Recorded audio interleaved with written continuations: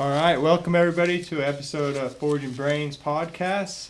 We're here at the Winter Clinic at Wellshaw in Amarillo, and there's a pretty good opportunity here that I saw. I was standing around talking to these guys, and figured we should probably sit down and get some of their stories on recording. We have Terry Stevers with us. Terry's been a farrier for a long time. I'm sure a lot of people recognize his name. We have a very special guest with us, Mr. Billy Klapper. Very well-known bit and spur maker. I'm sure if you touched a horse, you probably know his name.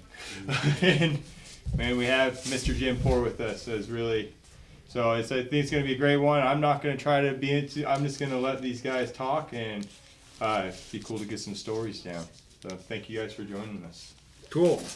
You're welcome. Billy. Thank you. Billy, when did you start making bits? I started making bits in 1963 at the Wild Ranch. They had a little shop there, and I was wanting a young horse bit, a three-piece snapper bit. And Dyers made one with a concho on it, short shank. And Harold Berry was a big polo player and a good horseman. And I was getting him to try to get me one, but Byard was 5 years behind. And the old foreman there at the Wild Ranch, he said, "You make what you want, you get down there and try." I said, "Yeah, I can't make that stuff." And there come a big old snow there one winter, we couldn't feed no cattle, we couldn't move. And I started. In 1963, I said, "Go." That was your first bit. What did you make? I made a concho three-piece snaffle. It had I thought it was a 2-inch, but it was 1.7 inches. Mine was 2 inches. Concho. And I didn't know how to put the silver on it. And Jackie Brown lived down there close to Byers and knew him well. I said, "Would you take that down there and ask him would he put the silver on that for me?" And he said, "Yeah." And he did. So I made another one, and I put the three-piece snaffle piece in it. So I took it down there, and I went in and I asked him would he show me how to put that silver on. And he said, "Yeah." So he made that concho and he mounted that bit while I was there. Now, was he using hard solder or soft solder? He used hard solder. Hard solder, back then. 45% silver solder. Silver solder. That's what he used, and that's what I still use today. I never did learn how to run that soft solder. Just never did learn how to run it. And I thought, my torch was one main thing. So I bought me a jewelry torch, and I still had problems, but I just stayed with it's more expensive, but you pay for what you get. Yeah. And I had one guy had a pickup catch on fire, and them spurs was in there. And the only thing that come off, I did put the button cap on it, soft solder. That's the only thing that fell off. I cleaned them up, you couldn't even tell it. But I got a hold of one pair that a lady way up north somewhere, I made her a fancy pair of fire-mounted spurs. And I forgot what she told me she put them in. And she had company and forgot about them. And she told me what she done. I said, "Oh, maybe you didn't mess them up that bad." I guess she did. I mean, she done a very well job at messing that pair of spurs up. But, I made them two pair of spur bits, and then somebody else wanted me to make them cowboys, and it just kept going on down because Byers is far behind. You couldn't get anything, hardly. Now, how far were you from Byers? Where the crow flew, it was about 30 miles across there, but where you had to go, you was around 60 miles. Did you go to his shop very much?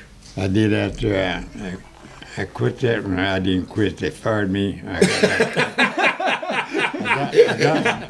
This is the story. I got my back hurt. That's when they had 100 cake cutting 100-pound toe sacks. Yep. He's good. And I've had back problems since I was a kid, but I got along with it really good. And I was breaking horses there at that ranch. And but we was feeding cattle, and we went to feed one morning, and I picked up a 100-pound sack of caker. I was going to try, and that hit me right around the belt line. They sent me to Wichita Falls and said that they put me in a brace, and they said I'd have to be operated on sooner or later. And then we got going to brand, and I was going to rope, and the big boy was there, and he said, "No, you ain't gonna rope." And we got through. He called me to head office, let me go after I signed. He said, "Is there a horse there that you'd like to have?" I said, "Yeah, there's one horse there that I broke." He said, "Take him." And I thought that was kind of really dirty of him to let me go. But I could. How old were you? How old were you? How old was I? Yeah, how old were you? Well, I was born in 37, and that was 64 when that happened. So, My math ain't that good. my mind ain't He either. was around 25. 25. Yeah, right around A young that. man. Yeah, young man. Under 30. But the way it turned out, that's the best thing that ever happened. It was.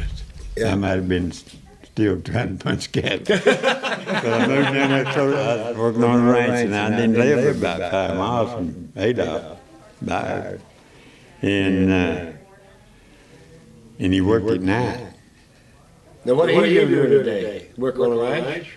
Him? Yeah. No, that's all he done. He farmed. He farmed, and then they said Another source of income. they said that you had, when he was a farmer, you had to put a stick up, see whether they're moving or not.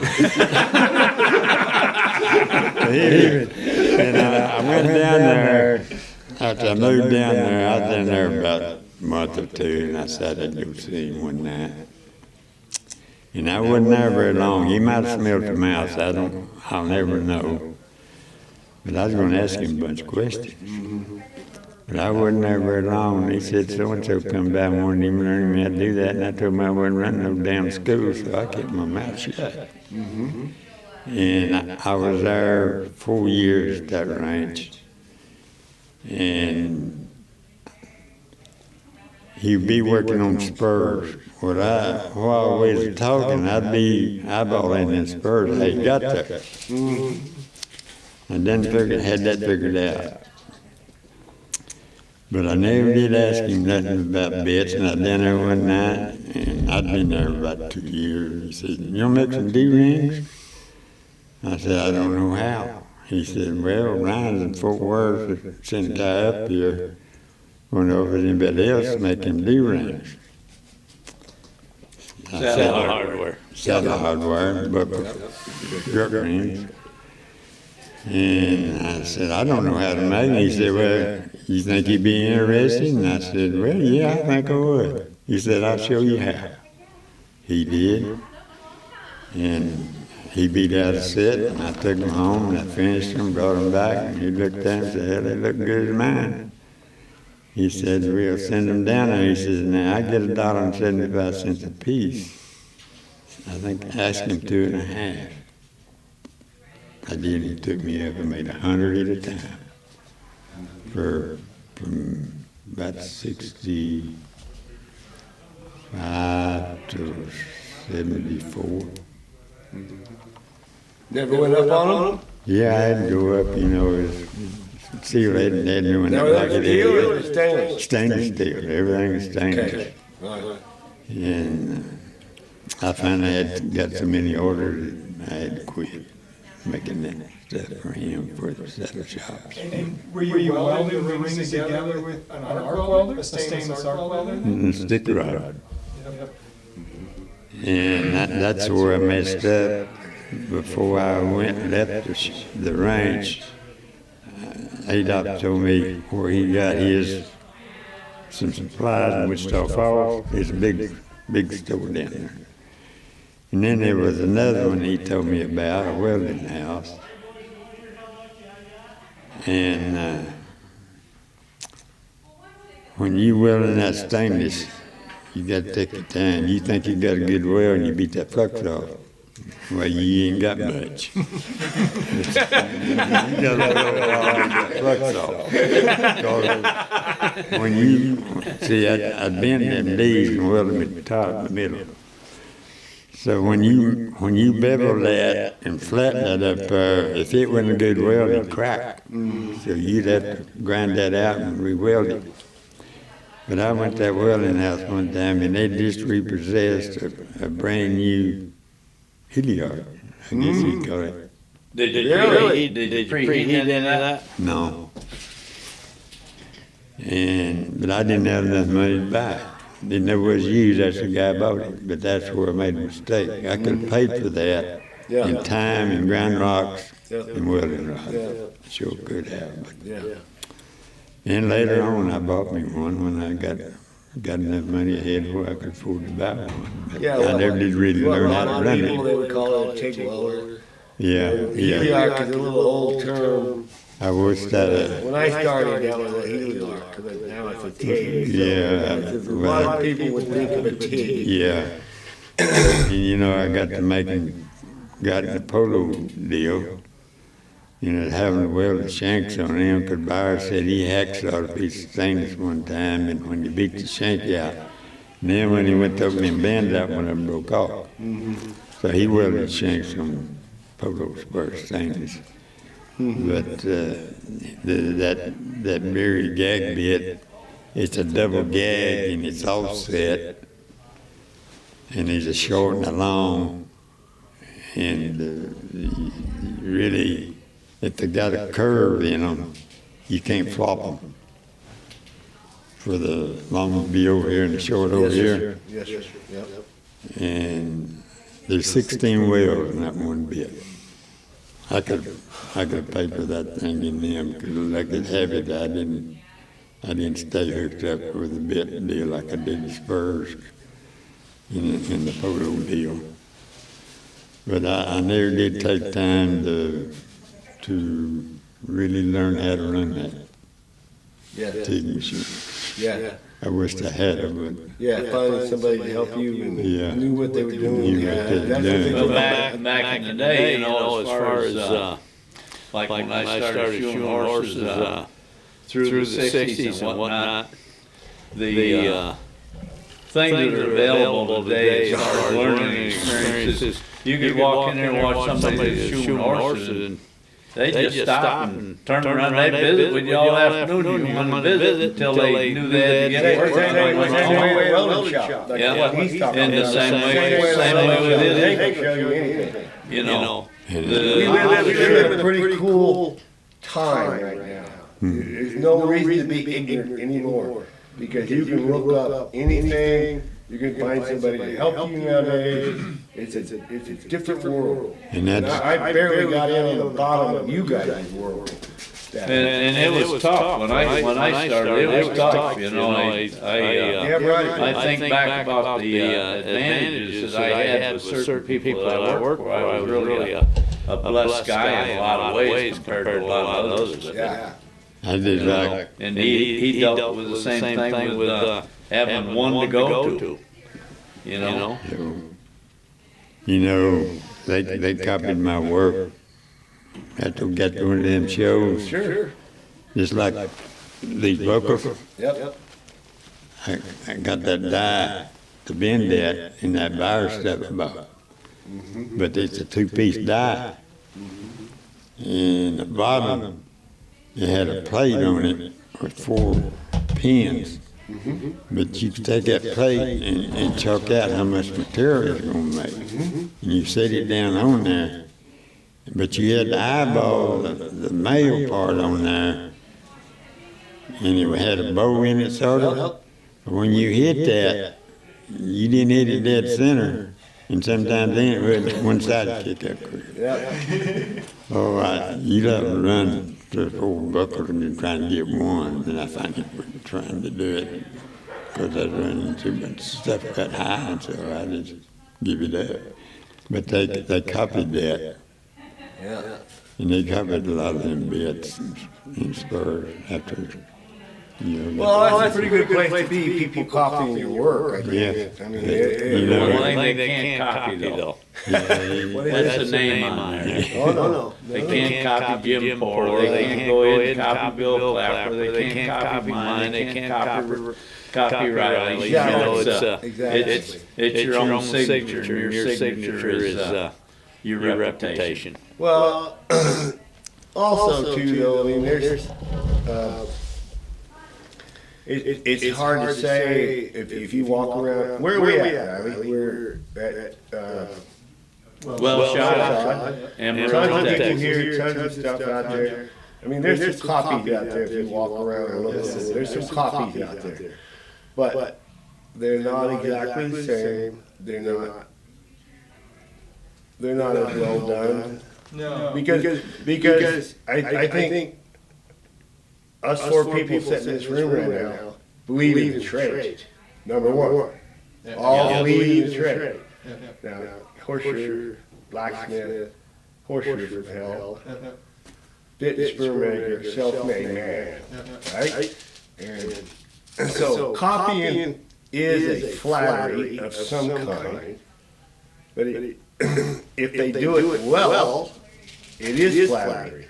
If they do it well, if they do it just to make money, then it becomes, makes you mad. An insult. It's an insult.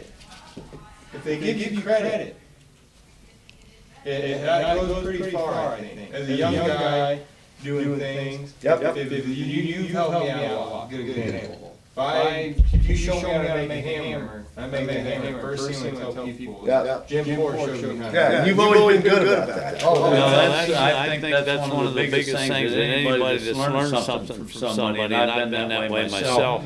I give recognition to people that go ahead and have helped me along. And that's the most important thing that I think anybody can do is go ahead and give recognition to the person that's handed you something that has made your life Well, better. when you help somebody learn to do something, you give them part of your time. And you devote so much time on this earth. So if they don't do something with it, it may backfire. Now, when you say as a guy that all you guys are in situations to help out younger guys, is one of the best things that young guy could give you back almost is his time in trying to do it? No, make it well. Do Yeah, it better. Do it better. Try to do practice it? Do it better than I did. Yeah. I think that's the most. Do it better than me personally. You do it better than I did. Cool. Good job on you. Yeah. And he'll recognize it. Oh, yeah. He'll recognize it. And now, so it's like something that I think would be interesting to ask you is, have you found it hard to be original in something that's been around for so long? Ooh, good question. Yeah, it is. Yeah, good question. Come on, Bill. Run it back again now? Is it hard to be original in something that's been around so long? In other words, so you change your ways, or you just stay the same. So like you don't Yeah. want to copy somebody else, Mm-hmm. you got to make it yours. Mm. Just like the Yeah. other guys are kind of copying There's you, a they got to lot find of a way them to bits make it that- theirs. You know, whenever I started, well, we want you to make this buyer's bit. I said, you bring the bit, but I'm not going to ask him for his pattern. No, No. sir, no. And they'd bring me the bit, and you would think it would work, but it won't. Okay. You'd think it'd work, but it doesn't. 2D and 3D. And I got lucky. I got lucky that I had the bit when it happened. And I hadn't made too many bits, stiff bits, when it happened. Okay. It's kind of sharp right here. You make you a jig to bend this on, right? Mm-hmm. And you can chalk this buyer's bit out on a piece of iron, and you saw it out, or cut it out, throw it out, more or less, about 5/8 of an inch thick. And you chalk that, just like that buyer's bit was. Okay, you got it made, but it don't fit. Mm-hmm. It don't fit from right here to here. That corner's hard right there. That's Because a hard see, corner. this corner was sharp Mm-hmm. before they put that bar in there. Mm-hmm. And when they put that bar in there, they rounded that Mm-hmm. because the bar was sitting right here. Well, you got to heat that from here up and bend it over. Not much, but you got to bend it over. There's a lot of people don't know that. Yep. I know there's a guy out in Abilene one time, and this Anderson guy came over there and said, "There's a guy who want me to make a bit like that." He said, "Can I borrow that and draw it off?" And I said, "Yeah." I didn't tell him what I was going to have him. He made the bit. The next show, he had it there. God, he missed it a mile. It wasn't on the one spot. It was more than one spot. Yeah, it grew, didn't I it? said, It yeah, it grew. looked pretty good. It grew. Yeah, it grew, didn't it? It got big. He got big, Yeah, yeah. it got big fast. Yeah. Yeah. But if I hadn't had that bit there to put on that pattern, I'd have never caught it. Yep. But I had the bit, and I laid the shank up there. Or I laid the bit on top of the shank. Yeah. And bent it over. I don't know if you noticed or not. Here, we're at a WCB get together, winter clinic, and they laid the shoes out for the next contest. You see everybody drawing them out. Tracing. And it's almost laughable for me to watch everybody draw them out because they're going to be too big when they go home and make them. I mean, not everybody, but I mean especially a lot of the younger guys that drew them out, they weren't careful. Didn't pay attention to a detail. Sharpie is not Too big. It's not a drawing tool. I mean, a pencil is a drawing tool. Very, very sharp pencil. Very, very sharp pencil. Yes. Yes, and so That's what they call a draftsman pencil to really be yeah, correct. I mean, I've never made a bit like that, but I understand exactly what he's talking about because he drew it out. The one guy drew it out. He had the bit. Yep. So if you have the actual shoe in your possession or the actual bit, a pair of spurs, whatever you're trying to reproduce, you have them in your possession. Mm-hmm.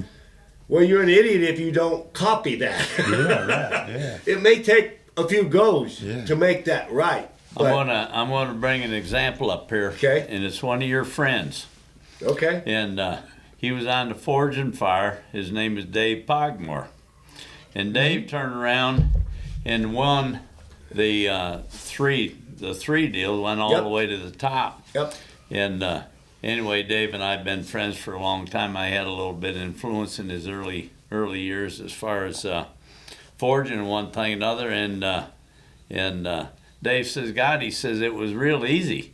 He says, everybody else is trying to imagine what everything was better. He says, heck, he says, I had the tools or the knife that I was supposed to make right in front of me. He says, I just went up and compared mine to it, and changed. there wasn't nothing to it. He says, I'm right there. I got a handle on it. But he says, that's fabricating mind. That's what you do. I mean, Yeah. that's what you do. If that's Exactly. if that's the project at hand, you make it look like that. and you got the project there to where you can touch it and feel it and lay yours down and say it needs less here, it needs more there. It's Yeah, and if you that's forge just a corner that's never going to get there, you throw that piece away and you start another one. Yeah.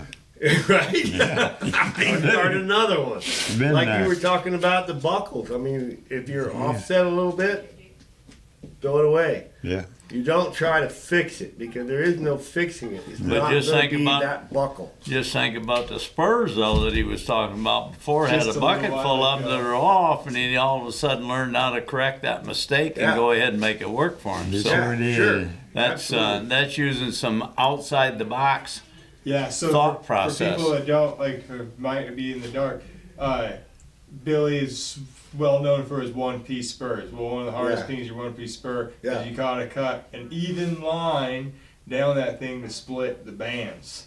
Well, if your line's off a little bit, now you don't have even bands. You don't have even material on it. And so Billy had a bucket of those things that he said they were a little off. He cut them with a torch. Yes. Remember? That's their Billy cut them with a torch down the center. That's Think about that for just a little bit. I mean, I cheat to high heaven when I do that. I would do if I had a band. Exactly. But in this man's time era, everybody did that. Cutting torch was. I mean, I call a cutting torch a gas hatchet. It's an awful piece of equipment. There you go. It's an awful piece of equipment. But I mean, you're talking about ranch hands that build fences and all that. It's a savior. When I was a kid, working for my father, finding someone with a cracker box Lincoln welder in their shop, so we could weld up a bar shoe. It wasn't. Everybody, their dog's got a welder nowadays. People who can't even weld got a welder. Or a plasma cutter. Yeah. They'll have not a torch, but they'll have a plasma. Right, but in this man's time period, a cutting torch was a precision instrument. But it's still it's probably a good thing for people to maybe relearn. What do you guys think? Damn right. Hey, if you can take an oxygen and acetylene bottle, you can do a lot of things with an oxygen and acetylene bottle. Yeah. You know, really, when I came up as far as going ahead and taking, like I used to shoe a lot of standardbred horses when I started out. We used to have to put borium on them in winter. We used to have to put them little pegs on there with that little 1/8-inch borium and have that thing stand up there the same. You know, after you've done a bunch of them without going ahead and screwing up your swedges in your shoes and making everything come out to where it looked like it belonged there. You know, when you play with that torch enough, you can do a lot of things with that torch that you can't with other things. I think when I was in high school, that torch was a big deal. I mean, that was a necessary evil. You learned how to run that torch. You learned how to braze. A classic example. Remember, I told you I made a shovel there for. Yeah, you did. Yeah, and, good look. Yeah. Anyway, I had to go ahead and make the cups because I didn't have a Swedge block. A swedge block. Yeah. So I ended up getting a rosebud out, heating up one little spot this big, and going ahead and driving that big hammer down through there 3 or 4 times. The next thing you know, I got the cups to go ahead and so you make form your a own shovel. swedge You block, make your own stuff. And I think that's what Billy and Byers, all of their old stuff was just. It was just made out of necessity. Yeah. You can't buy it. Like that kind of stuff is unobtainable. Things that fit what you're doing, right? Oh yeah. You know, And that's been the way for generations, really. People thinking outside the box. How can I make this and make it Not easier? anymore. We are a money community. You can buy anything nowadays. Anything. Yeah. And it kind of pisses me off every now and then. Oh yeah. That you can just buy anything. You can do.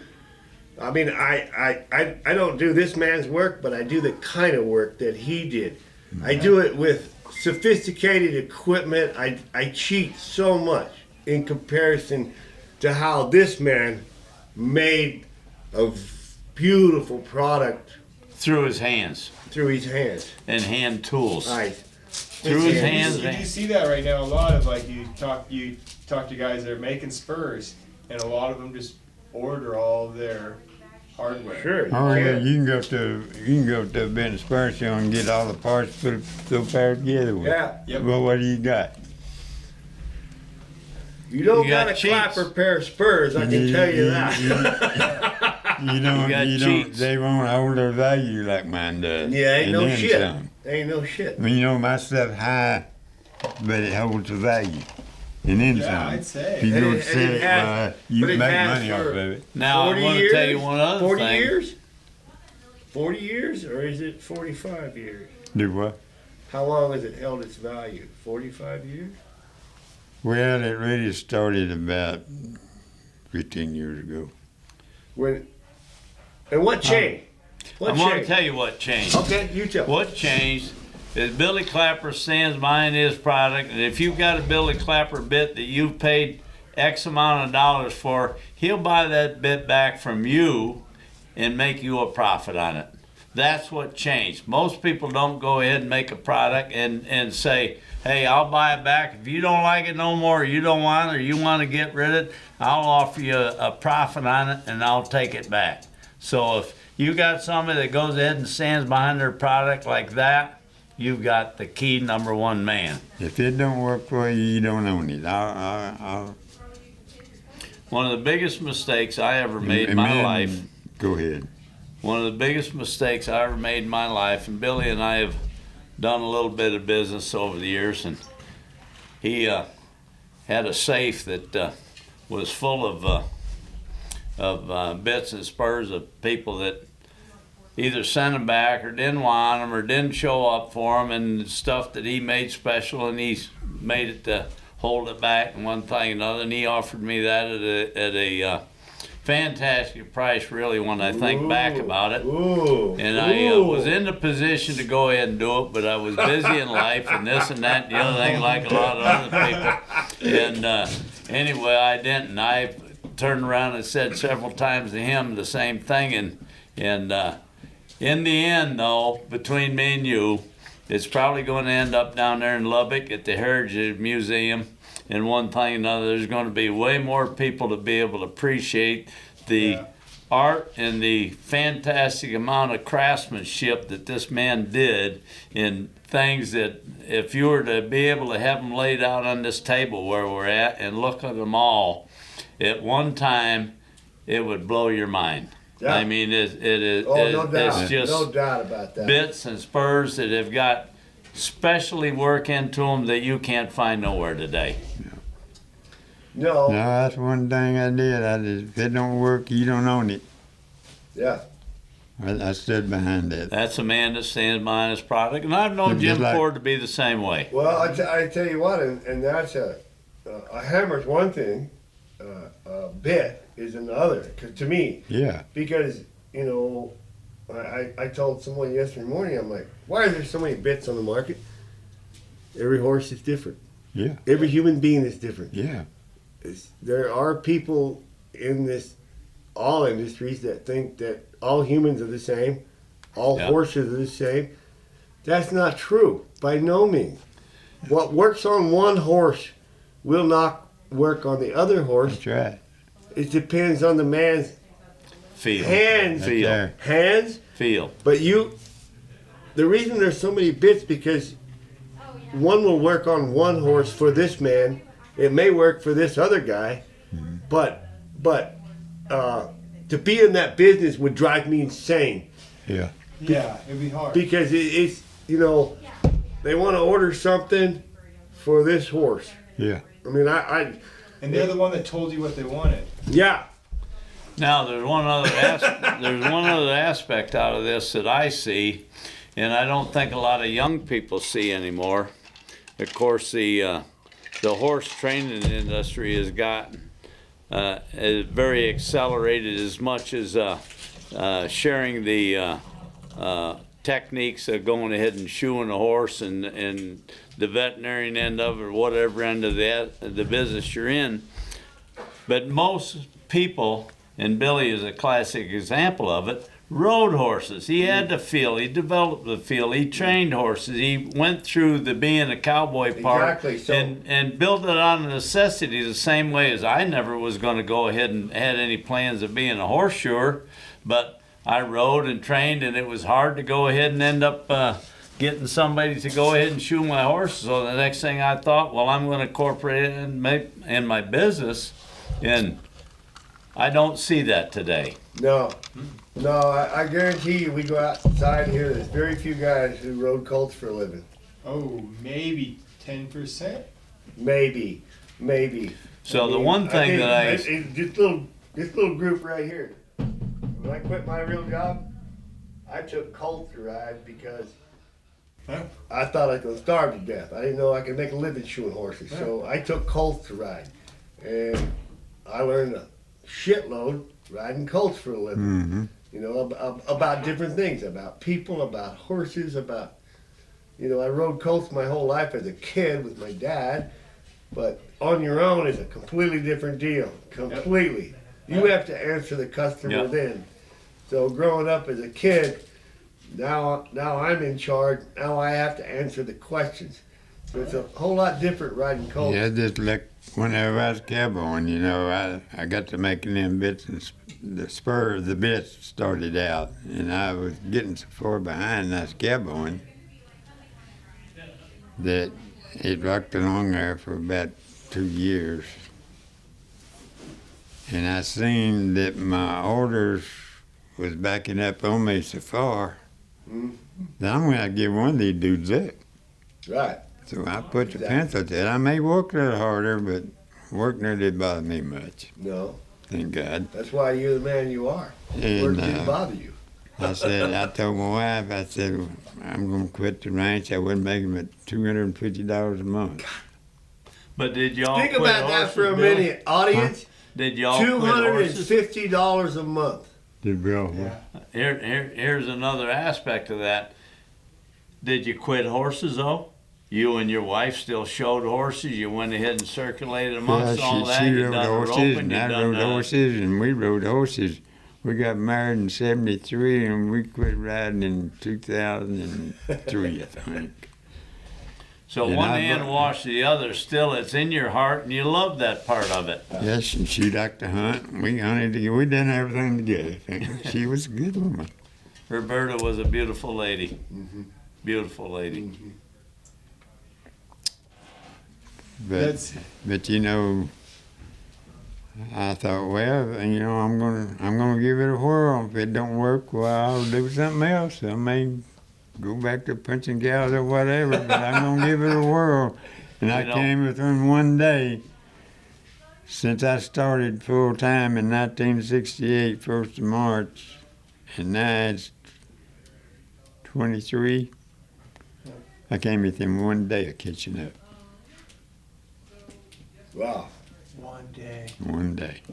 Now see, that's cool. I think that's cool. I know. I hate being behind. I hate. I hate that chalkboard of mine in my shop being filled with stuff. I despise it. It hits my brain when I see that chalkboard. And I'm like, I know.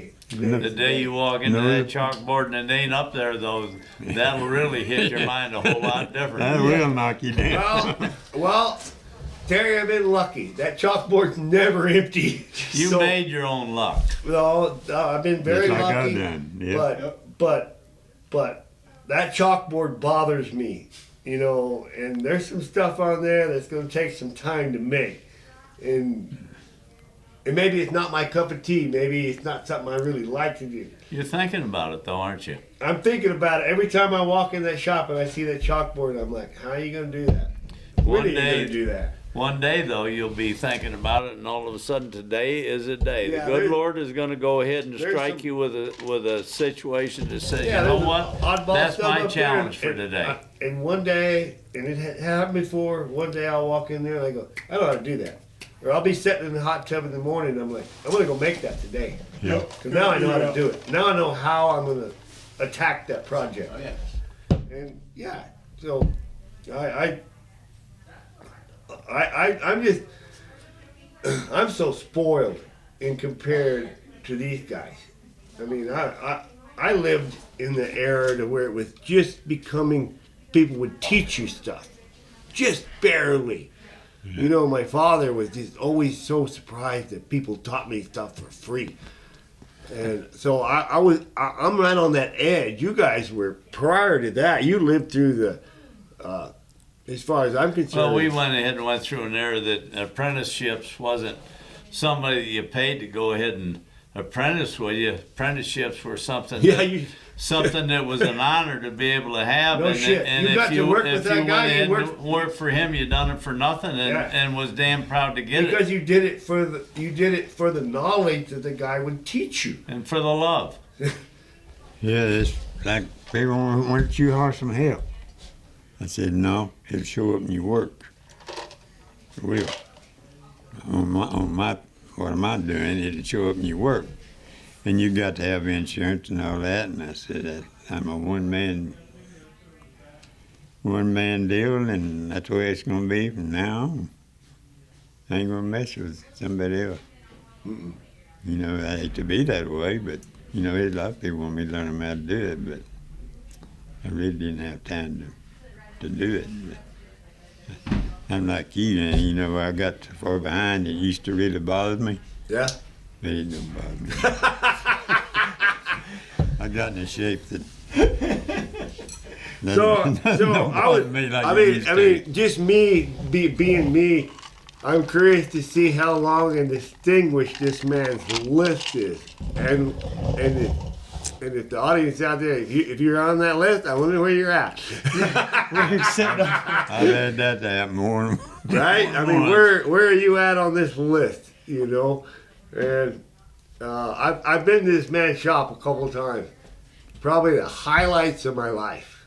It ain't fancy, but the craftsmanship of things that you see. So cool. Some of my favorite things that go into other people's shops Yeah. is looking at the wrecks under the bench. Right?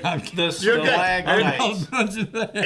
And you know, you put this guy on a pedestal. I mean, he's way the hell up here with the coolest shit in the whole world. But yeah, you go to his shop and he makes mistakes too. And it kind of makes you feel a little better that he makes mistakes too.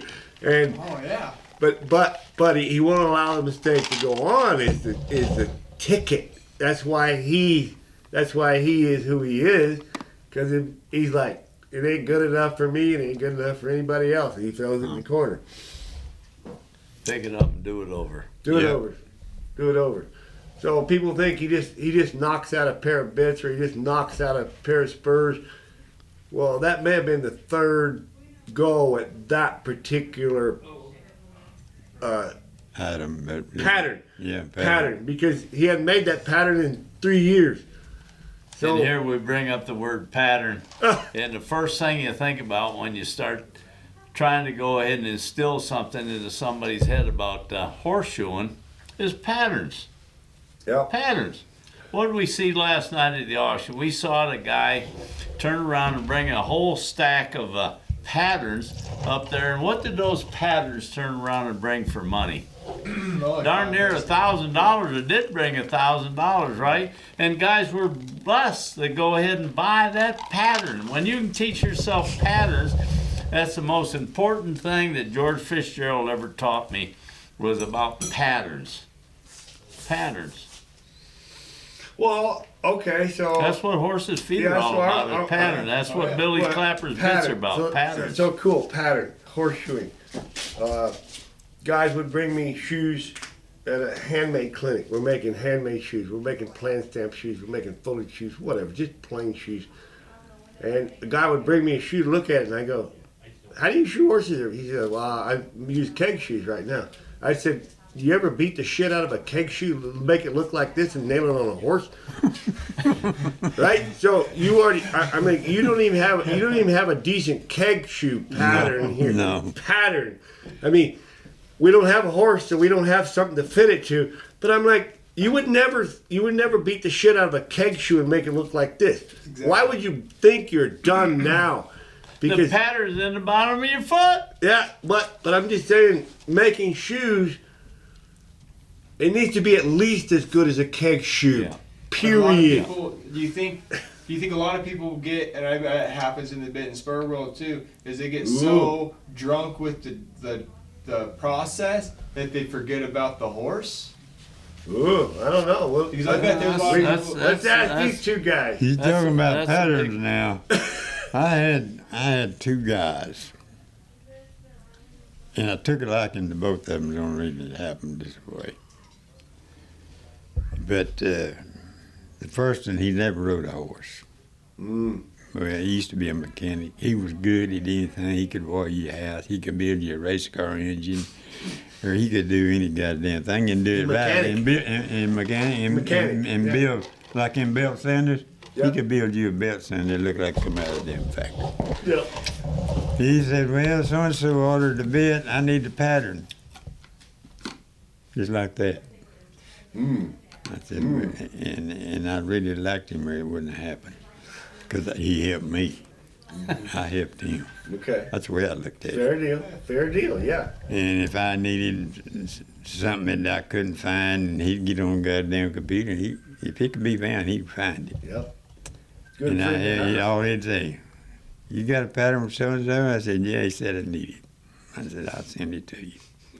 And old Lance Stone at the Mesa, Yeah. he's the same way.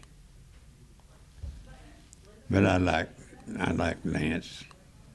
Yeah, but I helped one guy one time. He's going to college to be a horseshoer. And he was trying to make a one-piece spur, and I showed him that he was going the wrong way. And I let him come up there and stay. He stayed 2 days. Ooh, what an honor, huh? What an honor. And he seen where he was messing up trying to make a one-piece spur, and I got him lined out. He got through college and went and got him a damn ranch job. That burnt me up worse than anything I'd done. You know, and to this day, he still won't like the cowboy and work on ranches, but he can make a hell of a lot more money, and he does a good job of making bits and spurs now. I like the cowboy, but goddamn, I like to support my damn wife and kids too, as much as I can. I like to be inside during a snowstorm too. You talk about this, and one thing I've known after knowing Billy for 25 years, personally, and if you're one of those people that are riding horses, and you order a bit from him, your chance of getting that bit is going to be a whole lot quicker, or a pair of spurs a whole lot quicker than somebody that isn't going ahead and using that stuff to where it belongs to be. The CEO of a big corporation that orders one from him, he's going to pay for it. Yeah. He will be, I've heard that about Billy before. He kind of goes in a line somewhere down the road. If you're a cowboy, cowboys come first. Cowboys come first. Yeah. That's what I've always heard about Billy. That is a cool deal. Yeah. I've had people buy a horse from somebody else that using that 27 on them. And they'd call me and say, we've tried every goddamn bit in the world, but that horse won't work. We need a 27. I don't give a dang how much it costs. I got the money to buy it. Yep. Make it, send it to them. Here come again. Find him out. Well, and there's another thing, a polo player. That's fair enough too, Billy. I think he's that's a fair polo enough. player, a Lango polo player, and he was a hell of a horseman. Lived close to Byers. Byers made all his work. And he told me how to use a spade bit. Thank God he did. And he said, on a severe bit, you need a light rein. And on a bit that's not severe, you put your heavy rein on him. Says you pull on him more than you think you would. Think about that. Mm-hmm. It's like picking up a water bucket. Yeah. You got it. Right? But he was a big man, too. He weighed nearly 300 pounds. But he could damn sure play polo and ride them horses. They're bird horses. But there's a lot to that. Woo! Yeah, no doubt. Sure are.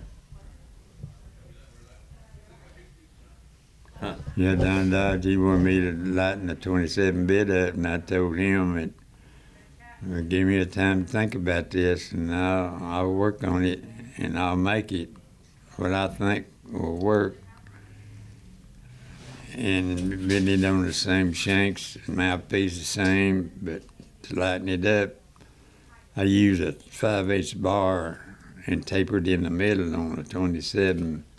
So I took a 7/16 bar all the way across and wrapped the bars in copper to take the weight out of it. I said, if it don't work now, you don't own it. But it worked. Went like hotcakes. I bought a bit one time from Billy. Oh, yeah. Out of that, Oh, hell. Oh, hell. out of that collection that I told you he had, and it's an 815. It's the darn same thing as a 27, but it's got a bigger Now, you mouth. guys, I'm going to stop you for a minute. We're talking to an audience that are horseshoers. that a lot of these guys are, they get up in the morning and they got to drive an hour to go shoe horses. And they're plugging in this podcast right now. They don't know what a 27 bit is. I'd rather you explain what that bit is, but I think the audience would like to know. They can appreciate it more. They would, because you guys are talking in a language they may not know what that is. Mm-hmm. But they want to know. They want to, I guarantee you, they want to know. So if you guys could explain that bit a little bit more, what it looks like, how it works, what it's for. You want to do that, Billy? Yeah, well, I don't know whether I can explain that or not, but the pattern, part of the pattern really come off of a buyer's bit. Okay. Matlock Road designed the bit. Okay. And the only difference in it was the port. Mm-hmm. And he told me what kind of port to put in on them shanks. And I did. And it took me around, When he's around the talking world. about the port, he's It talking took me about a around the curve world. bit. It Yep. worked. It worked. Matt, like he was high up in the cutting then. And then he wanted a pair of spurs, and he drove them up, and I made them. And them cutters saw that. Well, they'd order through him because he knew me. And I didn't know where they went. They just put Matlock Rose on it, and I don't know where it went to. And same way as Don Dodge. Yeah, I made him a pair of cowboy spurs, and he was a cutter. He could ride any goddamn kind of horse. He could polo, or he could ride jumping horses, or anything. He's a horseman. He was a horseman is what horseman you're now. trying to There's say. the key word right there. The man's a horseman. He was the key word. horseman. Yeah. Well, he ordered a pair of spurs to me in 1959 when I steered the chillers through a cowboy at the 4-6 range, south of me, 60 miles. And he said, now when you get them made, let me know when I get the money. It was 1.25 band, 2.5-inch shank with 1 inch and, I think it had 1 inch and 3/8, 10-point, 6-point ride. Yeah. His cowboy spur to my notion. Yeah. But They're heavy. Don was tall. It's heavy. These are heavy spurs. They're Yeah, and he was tall. He's long-legged. He needed the shank part. big. All right. And what's the shank called? I mean, that's something that interests me. Yeah, Okay. it was kind of a gooseneck. So the guy called me the other day and he said, I'm a tall man, I ride short horses. Yeah. I want Right? a long shank. I want to be able to get to the belly. Right. I mean that's I think I looked it up. I think 74, if I remember right. Klapper 74. Is that right? God damn, I haven't made a 74 No, he ain't as never long made as no only what it 74. is. And I got 789 different spur patterns. It's a very tall shank. Comes up high, just like the man told me. He said, "I'm a tall guy. I ride short horses. I want to get up this." Yeah. So, but he mentioned a Klapper. I'm like, oh shit, I gotta call Porter. There you go. Call me. Yeah. I don't give a damn. I don't mind nipping you out. Somebody I'd like to help them out. I do. But Joe, how many somebody- apprentices have you had? Have you had very many? No, I don't want any. You don't want any. No, not just another headache. So what about Pointer? Now, Pointer, I liked him. You And took I your liking to Pointer, took- didn't you? I had Pointer, and if I hadn't helped him in making one particular bit, he never would have got that guy. He kept that telephone hot now. And finally, he said he'd make that damn mouthpiece and he'd lock it down. He'd have to cut it apart and start all over. God damn, man. I said, when you're braiding that port in, excuse me, keep it moving that around so you won't lock it down to where you won't have to cut it apart and start all over. Just keep it braiding and moving. If it gets in a tight spot, why, put some more heat on it, and there's just enough slack, you can kind of move it up and down and level it out. That's a learning curve. I mean, that's kind of over and over kind of a thing. It's that old 122 correction bit's what it is. And after I told him that, why, he lined out and how to do it. Yeah. But he was goddamn boy, he used a hand. He locked that down there and started all over. Well, that's horseshoe mentality, probably, I mean, back in them days, Glenn had a horseshoe mentality, I mean, he's like, let's thump this some bitch and get over with. He had a horseshoe mentality with a cowboy attitude. But That's good. You took again, old Ron Thompson, hell, he never rode a horse. No. But I've sat back and listened.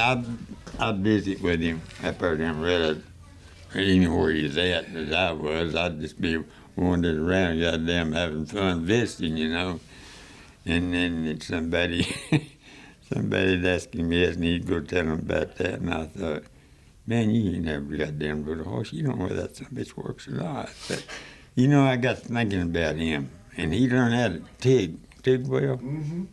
But he read this in a book somewhere. Mm-hmm. What he done. That's how he learned how to tig well. Mm-hmm. And there's a guy in California put out a book one. I can't remember what his name was, but I bet you it either somebody else that taught him or he read that in a book more about how them bits function. Mm-hmm.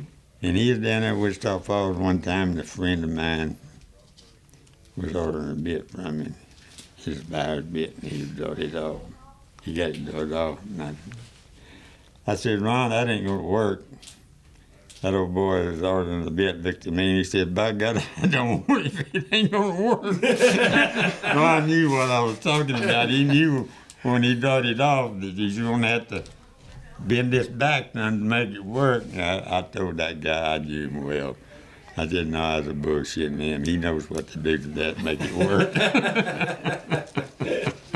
One thing about you mentioned Glenn Pointer. If you're a friend of Glenn Pointer's, you'll stay a friend of Glenn Pointer. Glenn Pointer's a real people.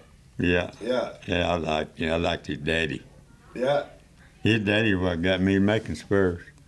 Really? He damn I sure didn't know was. that. No, I didn't know that at all. He sure was. He wanted me. I'd been making them bits, and I was there at the open ALs close to Buyer's Ranch, still cowboying. And, why don't you make me a pair of spurs? I said, hell, buddy, I ain't never made a pair of spurs, but I'll make myself see how a pair and see how I come out, and we'll go from there. And that's where it started making spurs. I didn't know that. I finished mine in 1966. I'll be damned. I still got them. It was your your first pair. First pair. Had you ever seen a pair forged before, No.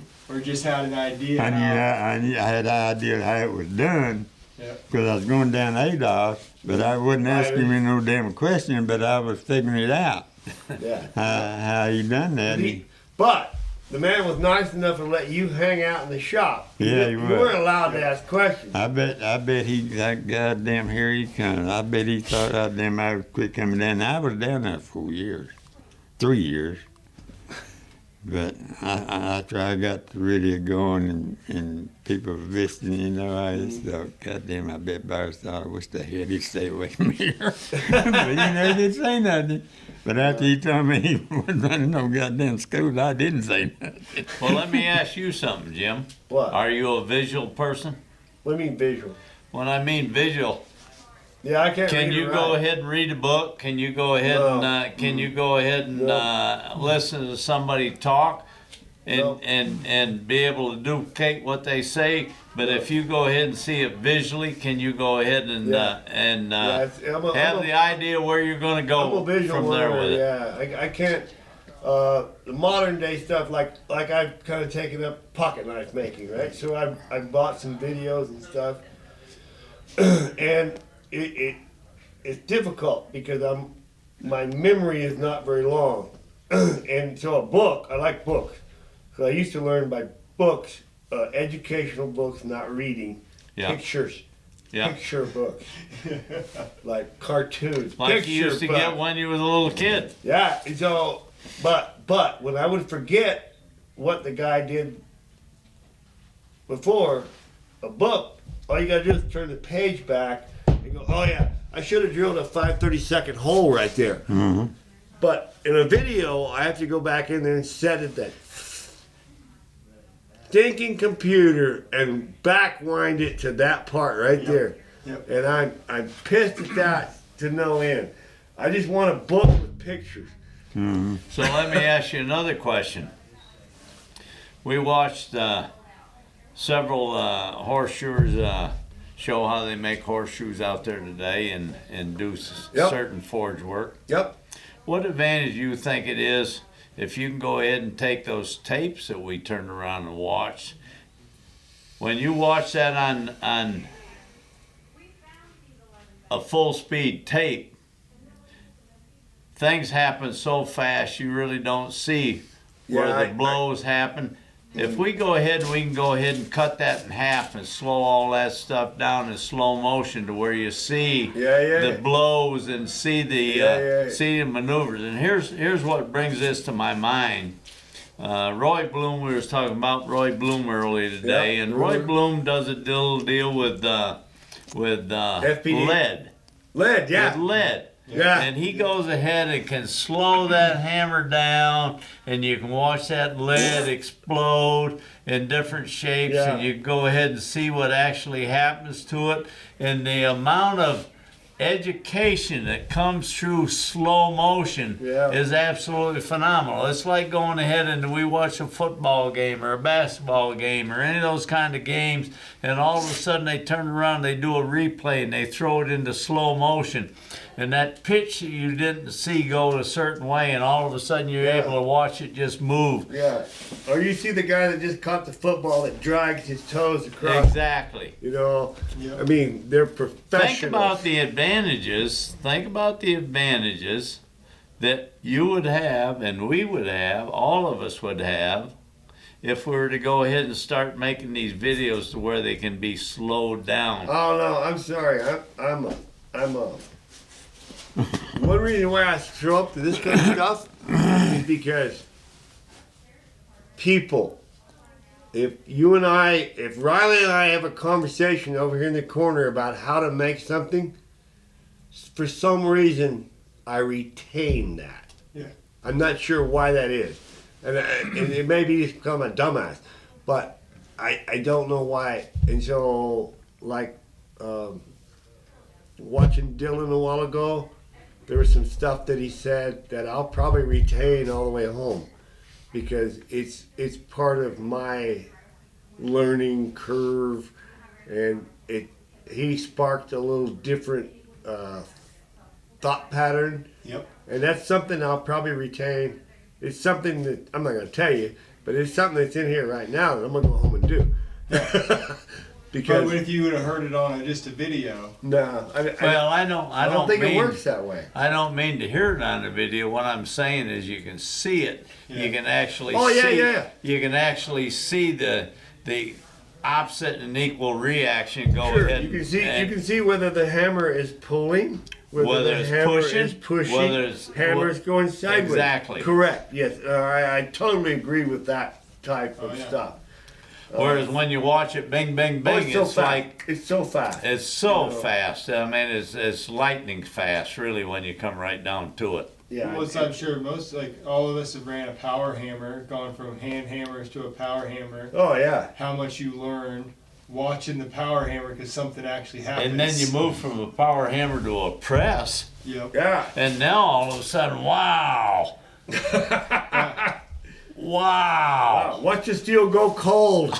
Yeah, you know, they want me to demonstrate making them one-piece spur here. Yeah. but I've never used an air hammer. So I bet you could do it. I'd help you. I bet you could do it. but I'd have to use an air hammer before I'd ever confess But that I if you would ever do it. used one, No, never. you go home and kick that dumb You little go home giant and out want the to back buy of the one, shop. probably. Hell, I'm 86 years old. Shit, I'm over the hill, man. Ah, bullshit! Bullshit! Bullshit! So, Billy, let's say But I understand what you're talking about. I do. you go home and make a. I don't know the numbers. You go home and make a bit next week, and you work on it all week. What's it going to cost a man?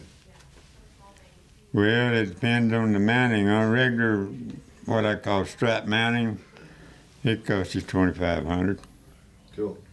and it'll bring more than that. Well, that seems cheap. That seems Yeah, it cheap. is. I've seen your stuff sell for way more than that. Yeah, that same bid is brought high as either $27,000 and $8,000 on Yeah, eBay I not know. too long I've seen ago. some of them sell for $8,000-$9,000. Yeah. So I'm like, so why would Billy build you a bit for $2,500 when the price is already set at $8,000? Yeah. Yeah. Why would you do that? Well, Because- I just feel like that's just too goddamn high. But That's a good- I'm that's a proud good that it's point. doing it. So in auction, I always said something's worth no more than what it will bring in at auction. Not a charity auction, a real auction. I've Yeah. always said it ain't worth Let the public tell you what it's public worth. auction. The public will tell you You what know, it's worth. Whenever, And your stuff never goes cheap. no, it don't. No. I got to get my computer back to going and kind of get going and keep up with that. But I got to go into them big cuttings in Memphis, Tennessee, and the guy that really got me to going was Pat Earnhardt. And I met him over here a long time ago when he was having 2 steerities a year, and I made him some stuff. But when they quit, I never did hear nothing from him for a long time. And then out of the blue one morning, he called me and we talked a while. And we had seen one another and whatnot. He said, "I still got that stuff you made me." And he said, "I got a deal for you." And I thought, "Oh, deal." And I was getting about $275, maybe $300, depending on the bit and their spurs. He said, "We need 4 pair of spurs for this cutting. And we'll pay you $500 a pair. We want another pair to dismount them on one side for the St. Jude Children's Hospital and for donation. We pay you for them." I said, "Okay." Well, I took him up right quick. And I got that stuff made, and I told him I had it made, ready to mail. And he said, "I want you to come down here." I said, "Hell, I ain't been that far from home. That's a long way, Memphis, Tennessee." He said, "Yeah, you need to come."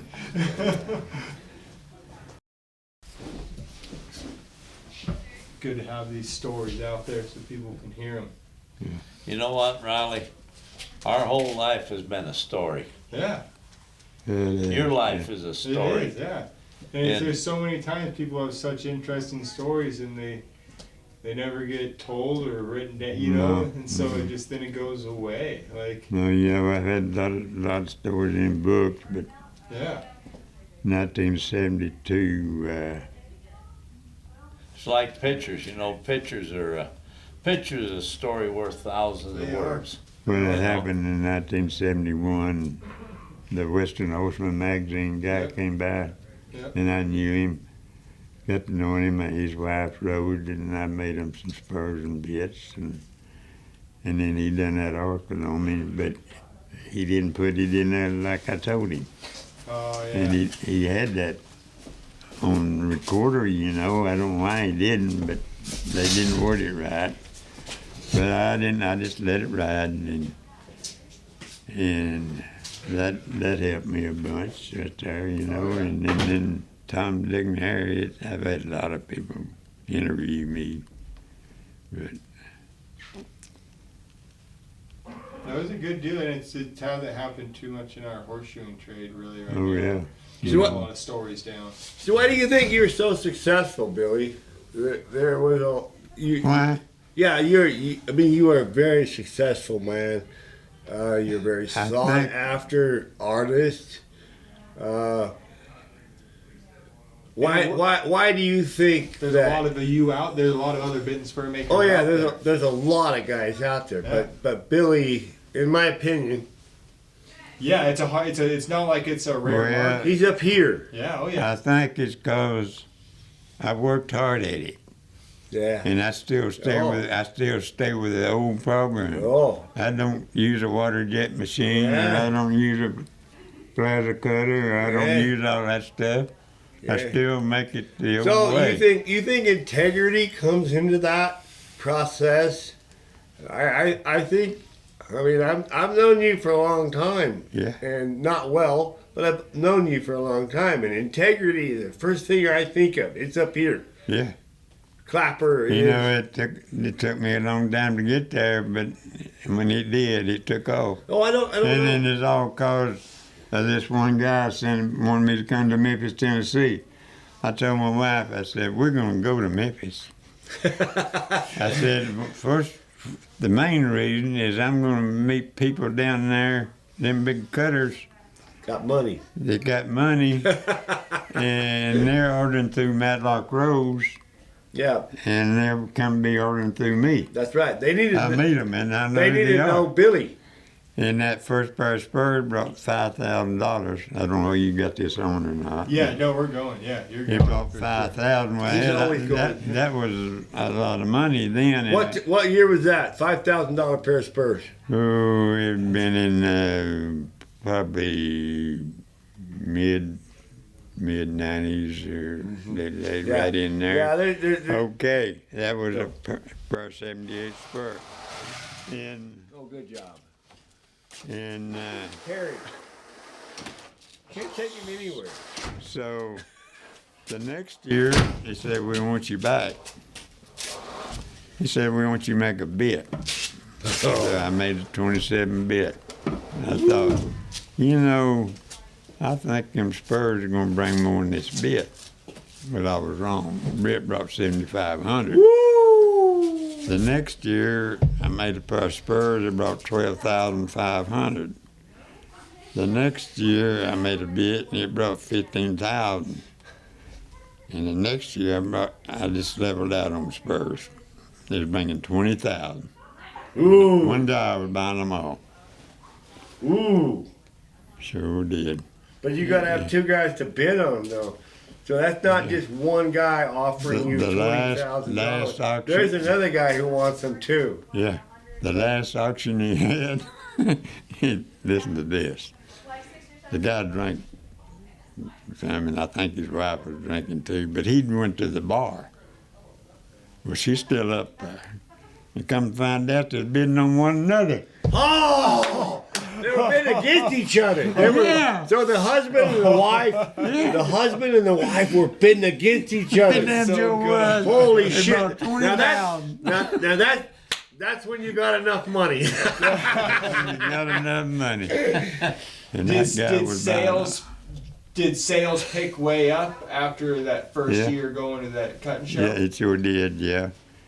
And I got charging, I got going to 1,500 from around 500, 600, 700 on what is. But you think a lot of that was because people got to meet the maker Yeah. in person? Yes. What do you Absolutely. think, Riley? I think after that first auction, value is set. Yeah. Yeah. There you go. Value set, and so it's like when you, especially when But it's hard even in my time where Here's it's what- like here's you're what- at home and you're thinking this is just what I think it's worth, but Yeah. then Here's what I you see think. what someone's willing to pay. I don't think value is ever set. I think value changes for every day and every year because it's no different than our economy. Our economy changes continuously. We would like it to go ahead and stay the same. That's a good way to say but it. it never goes ahead and stays the same. It doesn't matter whether it's a new car, a new truck, a new home, a new piece of property, whatever the case may be. It's continuously changing. And we saw a classic example of that last year down there at Abilene Bit and Spur Show. We watched a pair of Billy Spurs bring 25,000. So Probably more demand. It would probably, I think, Supply demand is was more limited, set. and the Yeah. demand is there. Yep. But the demand is what I'm curious about. Now, see, the demand, the average guy wants to demand. If you have the demand, You can do a you lot. have the world by the ass. yeah, sure do. So, I mean, my reasoning for sitting here is to get to visit with this guy about how he became. And if you guys have noticed, he's a pretty average guy. He's only an honest guy and a hard worker. And that's why he became in demand, I think. Mhm. He Right? stayed Yeah, I the think same you're right. person. Yeah, I mean, Yeah. an honest man and worked at his trade over and over and over. And stand behind it. Stand behind it. Yeah, stand behind it. I- Absolutely. I think one of the biggest things I've noticed about you, Billy, is you're not a greedy guy. You're okay with, right now, the price is higher. Yeah. But you feel you get your chunk out of it, so you're okay with them getting their chunk out of it. Yeah, Yeah. exactly. And whenever that stuff got to getting so high, there was a guy ordering that stuff and then putting it on a computer and making money on it. Yeah, he's making money off of you. Yeah, I off of remember. me. I remember when that happened, and that pissed you off, didn't it? So I told my wife, well, man, we need to buy a computer. We need to buy a computer, and you know how to run it. I don't, but I'm pretty sure you do, or figure it out. And she's a pretty smart woman, and Pat Earnhardt helped me on guys that wouldn't pay, and he knew some guys that might be doing that. And I slowed a bunch of that down. Yep. And anybody would order 2 to 3 bits and all strap mounted, you better look out. I done figured that Especially out. with no initials. Especially Yeah, with it's no strap initials. mounted, you better look out. I'll remember that like it was yesterday. I remember Pointer telling me this whole thing, and so you were still here with your prices, Yeah, but these guys had figured out that Billy's so freaking popular that all they got to Get a do. stamp, we steal his shit. That's what Yeah. it comes And that's down what to. they were doing. That it was a very greedy Yeah. person. And so what they were doing, buy 3 or 4 bits at a time, and then they'd go home and stick them on eBay. yeah. Yeah. I mean, I can see where I would have come balloon. Yeah. But I did kind of, but I when anybody ordered anything without an initial or name, I thought, you may get it and you may not. Yeah, but they're profiting off of Billy's. Yeah, I'm doing all the damn hard work and they're getting free. But Oh, but yeah. his fame. I don't know how else to say it. His fame. They're profiting off of his fame. Completely. Success is a chicken proper shit. word. It's what? Success. His success. Yes. But It's someone a- else comes in and tries to profit off of Billy's And very success. quickly. Uh-huh. Because it's always been an interesting thing to me of like, it's weird when they do that, right, that fast. But it wouldn't be that weird either for like, at one time you were going to buy a whole safe full of the stuff. So you could resell it one day and be worth a whole I'm bunch glad of- he did. That wouldn't be the Ah! goal. That wouldn't be the You goal. hear that? I'm glad he didn't. Yeah. But here's my That problem. wouldn't have been your goal, but I'm saying some people do see that as like, it Yeah. would be an investment way, way down the road. Right. Here's my problem. My problem is I've got too much of him in me because of where I came from, and for me to go ahead and have it, it was going to be something that is like the stuff. You know what I got. You know I where know. I've been. I've been in your And house. I know what you have. I have all I can do to. It's like selling my kids when I get rid of it. Yeah. I probably got a collection that people have turned around and told me is worth. I hate to even mention the figures, but I get rid of a piece and I think, God, I shouldn't have done that. Yeah, I've done I mean, that. it's like I look at it. It's like coming home to my family. You know, it's sad to say that stuff can mean that much to you, but I just appreciate it that much because of the craftsmanship. Yeah. And of who made it? Knowing, how about knowing the person who made it? Yeah. How much does that mean? Absolutely. How much does that mean? No, it means a lot. I mean, I've got a table at home that is just lined full of hammers and one thing and another. And they're yours and they're his and they're this one's and they're that one's. know. And, I've seen that table. And I just. It's a cool table. I love it. It's like I just appreciate the craftsmanship and the generations of hand-me-down stuff that I've watched. Being able to be around people that have got the skills and try to incorporate some of those skills in my own life. It's Yeah, I think that's what we do. I think we find people that we appreciate. Riley's half my age. I've learned so much shit from Riley you can't imagine. You know, every time, I'll tell you one, Riley, and you're gonna laugh, but it's one of those things, riveting. Oh, I take pride in that. Trust me, I know exactly what you're gonna say. Yeah. You? Yeah. Oh, You yeah. do? Yeah, I tell Because- people. I said this is the only thing I'll because probably we- ever take Jim for. When you were hanging out in the shop, I knew it, but I'd never you spoken it. tell a story so then people know what we're talking about. Okay, so Riley was at my house and at the shop, and that was a long time ago. I don't know how long it was. It was a long time ago. Eight or so years ago. So him and I are sitting at night, and we're like, we're gonna get up in the morning. We're gonna make hammer tongs. Had you made any before? Nope. I had not either. Yeah. So I think that was the deal. Neither one of us had ever made any hammer tongs before. as far. The style. Okay. But we both had ideas of how we do that. So we got up in the morning, we cut steel, we drew in chalk on the floor. Yeah. Our plan. We had a plan. We drew and so it was a guesswork as to cut how much steel. Yep. Neither one of- I didn't cut enough. But anyways, it was probably one of my favorite days of my life, and the reason for me it becomes so fun because he taught me some stuff. I learned some little tricks that I really hadn't done, and then I did some stupid thing. I don't even remember what it was. And Ronnie goes, "That's cool. I wish I'd have done that." There you go. And there you go. So that was a good fun morning for me. Yeah. But when he went to rivet these tongs, he talked about first blow being away from the rivet. The hammer is easy to come back to the body, but away from the rivet. And that stuck with me like nothing. Every set of tongs that I rivet from now on, Riley's in my head. Boom! That way. It's such a I can drag it back anytime I want, Yeah. but pushing it that way is always a chore.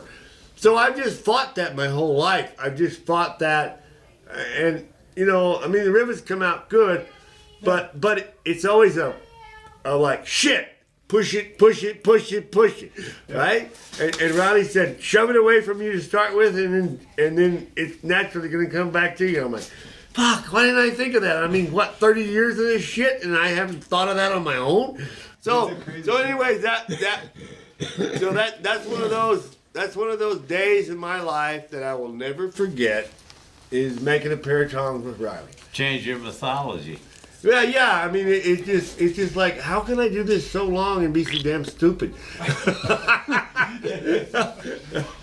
So I pride myself on learning a better way of doing things, and boom, a rivet. A simple frickin', some people would call it a simple rivet. Oh, Well, I'm gonna tell you what. Yeah. You rivet 50 pair of tongs in a day. You think simple my ass. I bet Billy knows that, especially because, like, rivet a pair of tongs, cakewalk.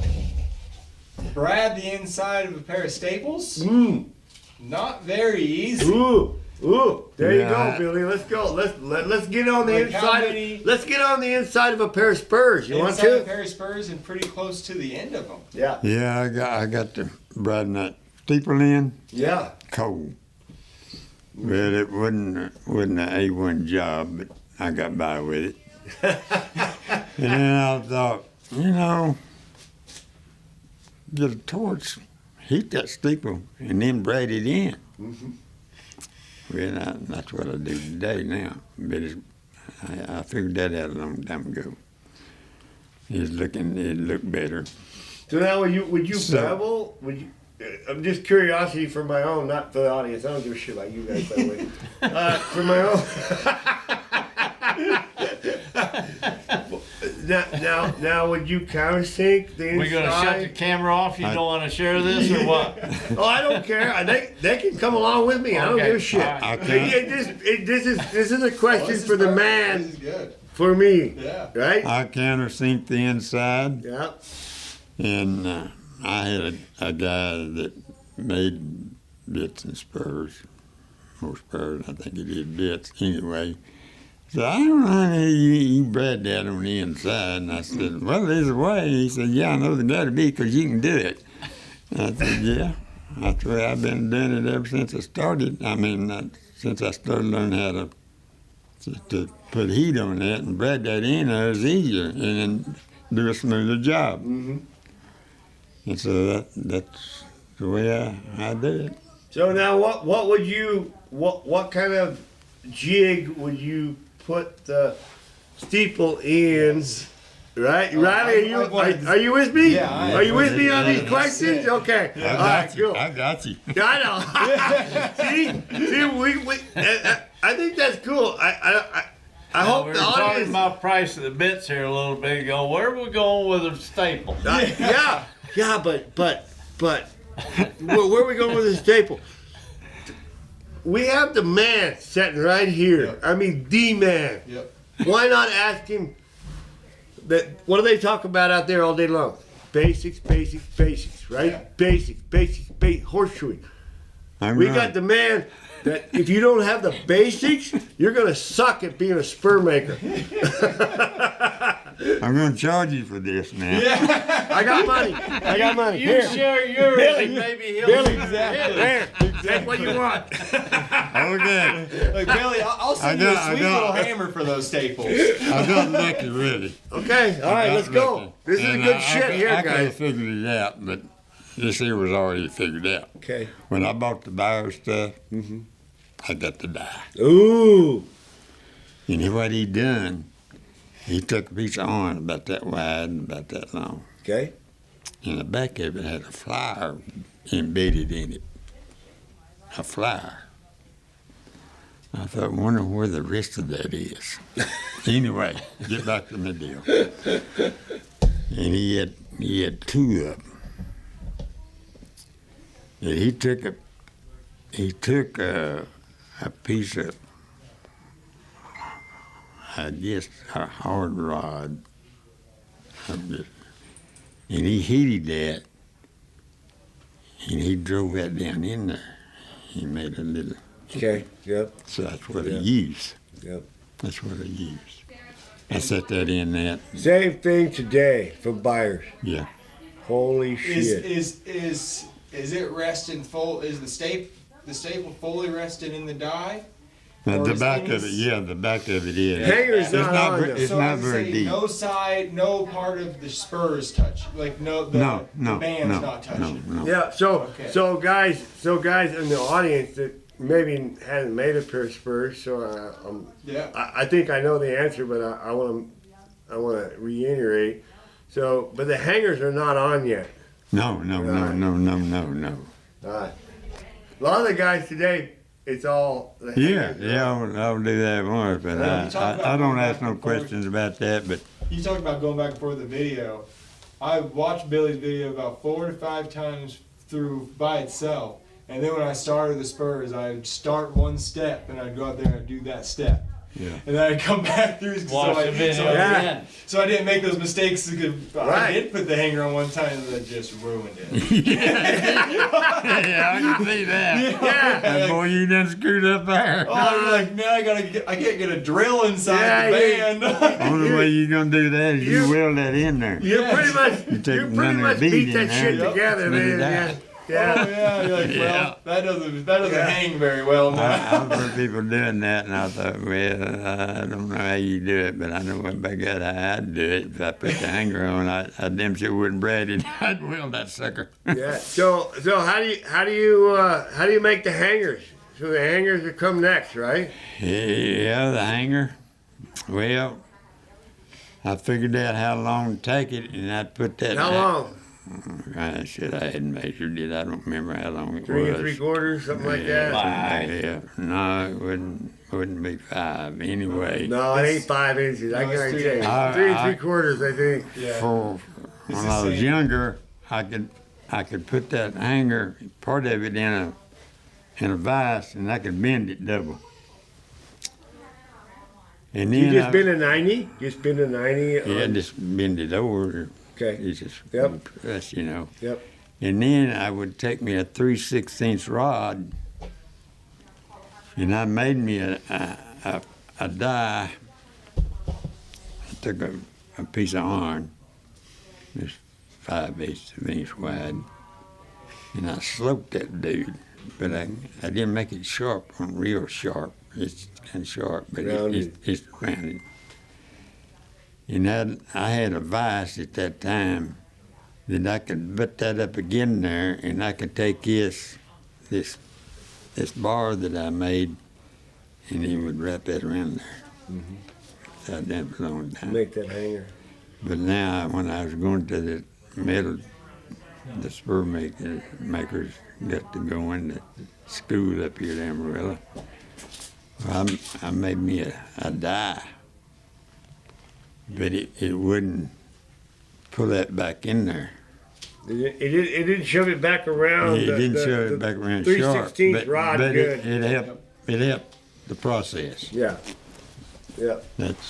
And then I got it was in the, thank God it was in the bunch of buyer stuff that I bought. And I don't know, it's got Byers' name on it, but I don't know whether Mississippi had that or where it all started from. Right. But Byers had his name Right. on it. And it would, after you got that bent, it would punch that hole and trim the edge at the same time. That was a lifesaver right there. Yeah. In fact, get on down the road a little further. But That'd be pretty then I slick. countersinked that for the buttons and braided them in and smoothed them out. So what kind of hammer do you use? Me being a hammer maker, I'm kind of curious what kind of hammer. Well, I did use ball beam hammers and vacuum hammers. Yeah. True value. Riley, a few years ago when I was kind of really getting into making But, spurs and stuff, Riley made me a little hammer. It's the coolest little hammer in the whole world. It gets in there. I can brad those damn steeples in a New York minute. And Yeah. I do it cold. I do it cold. Do you? Yeah, I do it cold. I'm scared. Yeah, I do I'm it scared. cold. I'm scared. Like a lot of that rod that you buy every once in a while will split. No, no, I've done it. I've done it both ways, and I'm actually happier with it cold. So I hold it with my hand. I got a little jig made, and I do what you'd probably call the asshole way, but I already got the hangers in. So I made me Do a you? jig. Yeah, I already got the hangers on there. So I made me a little jig to fit the hangers. So Yeah. it supports them. Yeah, So I I have support. understand it. And I take my Yeah. little Riley hammer that Riley made me. It's the coolest little bastard in the world. I can go all the way around that rivet and brad it in there, Don, just cold. But I know where everybody's I don't know that I know where everybody's from, but that's why I'm curious. This podcast is cool. We get to talk to the man himself about how he learned and about how he did it. Oh, yeah. It's not about the modern. I don't think this, for the audience, I don't think this is about the modern way at all. No. I mean, I have the ability to make jigs that Billy never had. And so I have the ability to map it out. I take my CNC machine and I make that, and I drop that hanger in there, and so I don't smash the hanger. Yeah, I understand you. It takes to me it takes a step or two out of making it does. spur. Yeah, it sure does. Yeah. That they're not hung up. They're not. So you got the button hung on the hanger. Oh yeah, it's a done deal. Yeah. I put all that shit on by hand, out here in the open. And so putting them on in a pair of spurs, to put a button on after they're on the spurs, is a huge deal to me. It's like I'm a monkey fucking a football. Yeah. To get that hanger where that hanger's going to Right. He done 2 steps down the road. Yeah, I'm 2 steps ahead already because I have that little jig that I can. Well, that's why it's hard, because like you get that hanger crammed over the staple, and well now it's bent open, and you can't put it back in the die to close it great. No. And if you knock that circle out of that hanger, And I think this That's is right. I if screwed you up. knock I that circle out of that hanger, it's not going to be right. I think this And is your hole isn't going to match up. It's also in my world, in my little world, it's an educational process of I went around to about 4 or 5 different spur makers. And I took a little piece of everybody. And I came home and I come up with Jim Poor's way of doing it. Yeah. And I think that's, to me, in my world, It works for you. it works really well because I didn't go to just anybody. I went to talented people Oh yeah. that have different ways of doing things. And so that's how I come up with my jig, that's how I come up with the whole thing. I cut a few steps out of it, if you will, whatever. But I do understand the other process, and I know why. Yeah. I mean, it is what it is. It is what you know. Mm-hmm. So, but I have a huge advantage over this man's learning curve, right? I mean, I have a huge advantage because I can go around and see different people doing stuff, and they'll teach me, Oh yeah. and learn it. But I'm a history buff, so my hat is off to these guys because, like I said, I come from the edge of that world, the edge. Mm-hmm. I come from just that edge of nothing to people showing you how to do things. Everything. Yeah. One thing I interested Billy on your spurs is, like, to me a big thing on a spur is how comfortable it sits on your boot, and if it doesn't sore your heel. Like growing up riding horses and stuff like that, we never had spurs that fit very well, and your heels always, side of your heels always hurt. You were happy to be on your horse because you didn't have any weight on your feet anymore. So it was like, what are some tricks or something that you learned in the shape of? Because I'm sure you've learned some about like the Well, human foot. what I done when the first pair I made, it was supposedly the straw boss for the guy, and he had a pair of bio spurs, and I took that spur and I made that block. Yep. And I knew How'd you make that block? Let's back up a little bit. How'd you make that block? I made that block out of a piece of at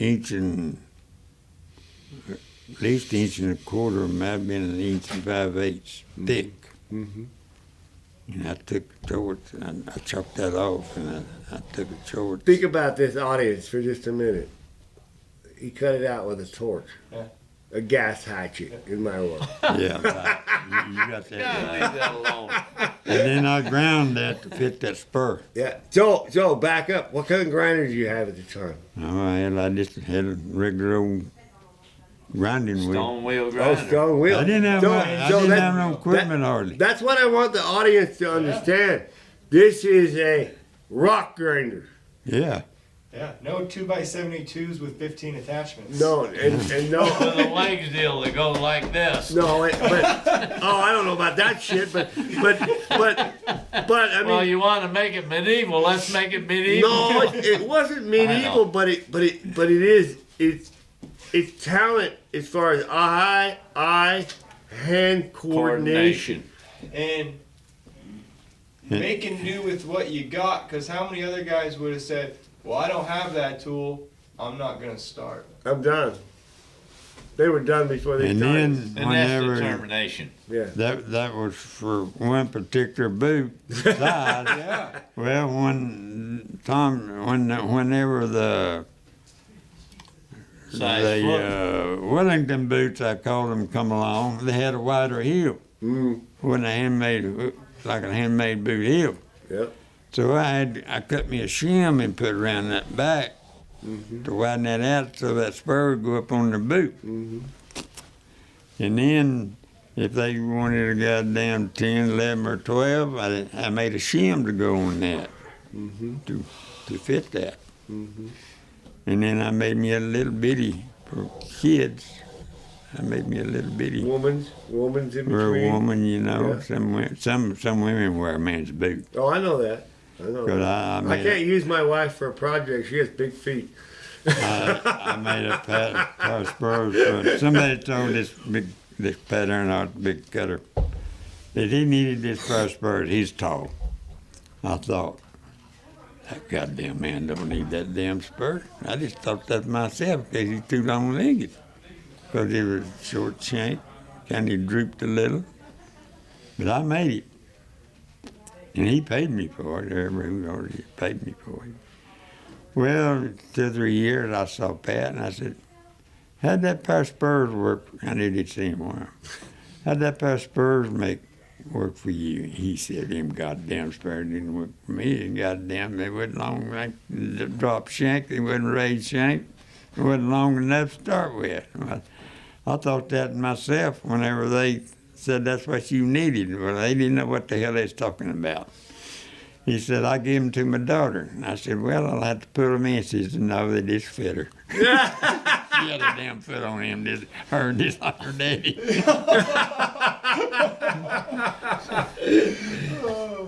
Yeah. So there you are. Oh, that helps out a lot. It's like if someone's gonna order a pair of spurs from you, what are some baseline questions you ask them? I said, well, you take a spur that fits you and just draw the inside of it, and I'll go from there. What if they don't have a pair of spurs? Well, if we'll go with what size boot you wear, then I can get pretty damn close. Okay. Okay. So would you rather have them a little loose or a little tight? Well, there you go again. Some of them like it both ways. Okay. Cool. Sure do. I didn't know that. I never liked a tight pair of spurs. They hurt. Well, I my didn't feet. either. But some of them do. What's Okay. the worst? What's the worst thing you see that people do with the spurs, Bill? Good question. Yeah. What they do with it? Yeah. Worst thing they do with them. Yeah, making them. For riding and using them. Is that what you're talking about? Yeah. Well, they used to be the cowboys, you know, when I started. Yeah, sure. But when I got in the cutting horse business now, that's a different story. They use them when they're cutting. And some of them put them on the goddamn boot and never pull them off. Mm-hmm. And then wear the goddamn shanks out, dragging the goddamn concrete. And they let that rowel get a big hole. Mm-hmm. You're wearing inside the Wall it shank out. off. You gotta cut that. You gotta cut that shank off about that far behind the slot you cut in there for the rowel, and V both of them, and fill that back up, and then dress it out. Ooh. And Kelly Earnhardt was the main one. Told him cutters that when them holes go getting big, you send them back to Billy to get him to do that. Re-rowel them. Don't send them to nobody else, 'cause they'll screw them up. Mm-hmm. And there's one cutter that I was doing at the time pretty good business with. And then he found Towson, and that suited the hell out of me. But anyway, he took his spurs that I made him to get them rerouted. And it happened to be a little bitty shop guard right there. So you're going to have to cut that off behind the shop guard. Anyway, Terry Kelly cut the whole goddamn shank off at the band. And then he didn't. Off a Klapper pair of spurs? Yeah, mind you. And he didn't put the correct shank back on them. Okay. I heard about that, and I thought that was where Terry Kelly had ordered me and them new pair of spurs. That's a No. What's that pair of spurs worth? Well, that pair of spurs now is worth $3,000 more. No. Well, The ones that he cut off. yeah. Yeah. They probably, before he messed with them, they'd probably brought between 25. Yeah, before he messed with them. I'm talking about because the shank was going to go out, like back there on the end with the rail. Okay. He comes to me at Abilene show 2 years ago, and he brought that pair of spurs. I then found out who they was. He handed them to me. He said, "What do you charge me to fix him back right?" And I said, $2,000. $2,000. He didn't take me up, and I was glad to have it. Well, goddamn, he just will start and make the whole goddamn spur. Might as well make another pair. Well, hell yeah. Throw them in the trash. Because you're going to have a two-piece spur then. Yeah. To cut that off at the band. Yeah. That's what he done. You Yeah, that's dumb all fool. Oh, There you go now. that's So- sacrilegious. I mean, guy comes to my shop with a pair of Klapper spurs. I'm like, Oh, I wouldn't touch them. I ain't touching them, dude. No way.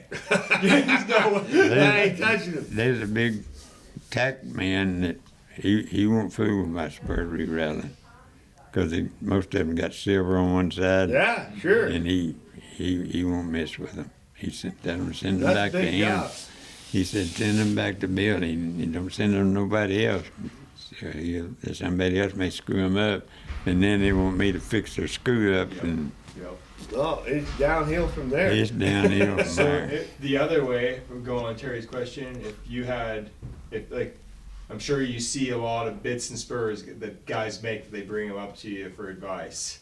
What are some common things you see on a bit and a pair of spurs that they're doing wrong? Like pretty common. Well, you know, a bit, I don't know, it just kind of spins on with the man So I long think legend. maybe I can elaborate on that. What about sharp edges? Yeah, there you go. And I know two guys, and Drew Kelly may be one of them, but that's between me and y'all, that they'll hold that band. Okay, when they get up here to where it goes on your boot, you ain't got enough to knock the edge off from both sides. Yeah. They're too rounded on the outside. And the inside too. I'm part of that group. And you ain't got enough room to do that on there. Where they got that over, they got too much to the end. You when can they, overdo that in a minute. I had a I'm guy. good at that. I got a good friend of mine that bought a pair of Erline Shirley's, and that's why he done them and wanted me to knock that edge off. And I said, you ain't gonna have nothing left time you get knock the edge off of them. And I've seen 2 or 3 that way. Yeah. After being around the horse world for as many years as I've been around it, there's probably 3 things that really irk me when I watch people wearing spurs or having bits in the horse's mouths. They don't clean their equipment. They'll take a bit out of a horse's mouth, they'll leave all that slobber, or they'll leave all that food that was left in there from eating hay or nibbling in grass and one thing and another, and they don't wipe it down. So in 2 or 3 or 4 years, they'll take a perfectly good piece of equipment because they've been too lazy to not wipe it off and clean it off when they pull it off. And the next thing you know, it's all rusting out and it's all coming apart. and it's not a quality piece of equipment. I watch people wear spurs and wear them too low on their boots and walk across the concrete, and they love that sound. It makes them sound like a cowboy when they can drag them across that ground, and it goes ahead and tears the rowels up. I watch guys wear spurs all the while that don't ride horses, but they ride a truck all the while. And the guy that rides a truck all the while, you'll see the band on the right spur on the outside band will always have the silver worn off or the shank Sharp as a worn razor. down. I've had them. Or they'll go ahead and they walk through the mud, they walk through the sand, and they never clean it out. And that over a period of time goes ahead and continually goes ahead and puts oxidation in places that you don't want it. Sure. Between your rowel and your shank, and eventually goes in and it'll get those to where they'll be so thin that he has to, or whoever is repairing the spurs has to go ahead and cut that shank off to fix it. And just little things like that if people would take the time to clean their equipment would make it last so much longer and make it be hold its value to where it's worth something. You'd think that sure. them people, I guess they got enough money, they don't worry about it, but you think they'd take care of their stuff better, but them cutters are world worse not taking care of it. And Katie Earnhardt, she's told them, don't y'all goddamn, that hole will get big, you better send them to him, get them rerouted. Well, it takes a long time. And she says, I don't care. She says, you're going to be in trouble if you let him do it. And get it So done. it's like any piece of equipment. I mean, people, I guess probably, I'm probably bad about that. I mean, me being out of the horse world for a long time, I mean, bits and spurs, I mean, they are what they are. They're a piece of equipment. But if you don't use them every day, you forget that they are a piece of equipment. Yeah. And, That you've got a lot of money tied up in. yeah. Yeah, that's what I say. So You know, them it's like cutters. any piece of equipment. Take care of your stuff. Yeah. Whatever that may be, take care of your stuff. If you don't take care of the face of your hammers or the face of your the face of your power tools, all of that stuff, if you don't take care of it, and all of a sudden you go ahead and you've, for an example, maybe gone ahead and put some borium on a shoe or this or that, the other thing, and hit the face of the hammer, then all of a sudden you want to make a pretty handmade shoe, and all of a sudden you got those dings showing up or anything. Who's the guilty party? Yeah, well, I've gotten a few of those back in the mail before. Yeah. And I told her, go back to Don Dodge. I made that pair of spurs, and I told the guy I needed to get my money. I told him I didn't get my money, and I found his address, and I wrote him a letter and told him I had the spurs ready. He wrote me back, and he said, don't send them sealed. I sent sealed, that's COD. I made damn sure I got my money because I needed the money. Yeah. And he said, not that ain't nobody here to pick them up. So don't send them COD. And I wrote him a letter back, and I said, you send me the money and I'll send you the spurs. He did.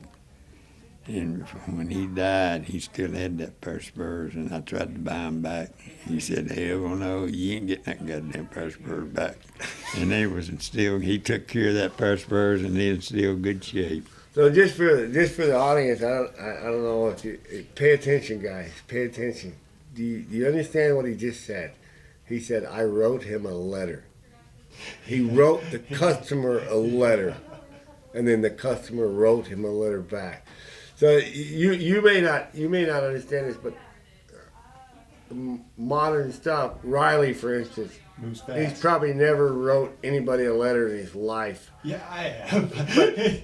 But yeah, I have very old grandparents though. Like it was, yeah. But yeah, I mean, it's something we don't do. It's something in my dresser drawer that I cherish deeply. Is Edward Martin, one of my friends, long gone. He wrote me letters. But I didn't have no phone number, and I didn't have a phone then, and I didn't have a phone in that shop till 30 years ago. It's so crazy to hear you think of like you were already waiting for your money on this guy. Yeah. And Yeah. but then you had to wait on the letters. You gotta wait on the U.S. mail to get to him, and then he gets back to you. Yeah. Think about that. When for a I minute. sell And then- hammers right We- now, if they we- don't pay me within, I give them 2 hours to pay me or go to the next. Yeah, person. we live in an Are you instant a world. Venmo? We I live do in it. Venmo. Yep, it happens. We live in Right an away. instant world. You know, I telephone now. I don't write no damn letter. I hadn't wrote nothing in a long time since I got a telephone. Well, Anyway, in old- reality, There's a guy down there in North Fort Worth. He dealt with Don, and they got into it over price. And I never had a minute's trouble with Don on price. You know, when things went to jumping, I tell him, said, "Now Don, this spurs are up bits. It's gone up. So I don't give a goddamn. Send her to me. I want it."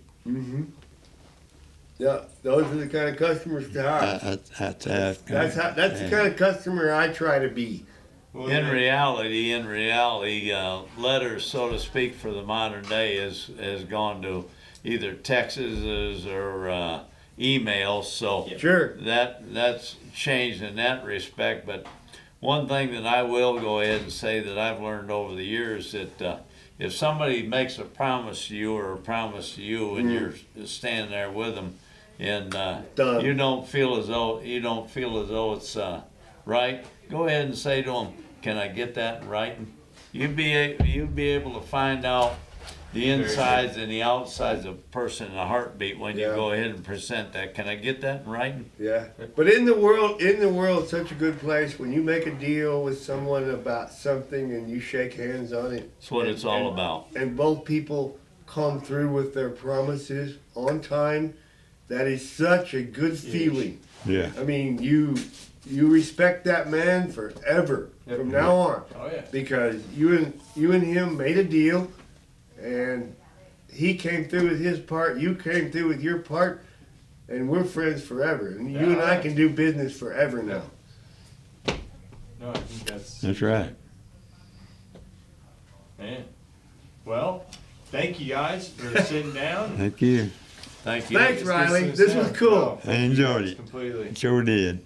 Every bit of Thanks, it. Bill, for coming. Yeah, Billy, thank you very much. You're welcome. Terry, Anytime. Thank you for having us. coming. And, yeah, this It was a is blessing. I know everybody will like this a whole bunch. I think It'll be a so. great deal. I think so. Anybody that's ever made anything, tried to make something, This is should enjoy this podcast. You Period. would think so. If you're Yeah. trying to be good at something.